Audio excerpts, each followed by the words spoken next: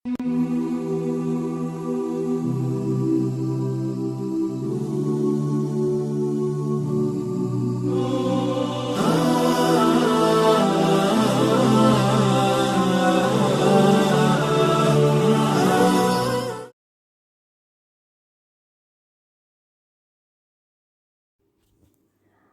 أبي رقية تميم بن أوس الداري رضي الله عنه أن النبي صلى الله عليه وسلم قال: الدين النصيحة.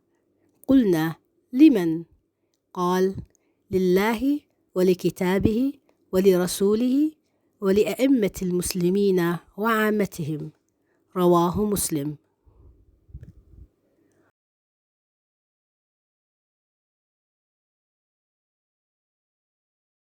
On the authority of Tamim ibn Aus ad-Dari radiyallahu anhu, the Prophet sallallahu alaihi wasallam said, the deen, religion, is nasiha, advice, sincerity. We said, to whom? He sallallahu alaihi wasallam said, to Allah, His book, His messenger, and to the leaders of Muslims and their common folks. Narrated by Muslim.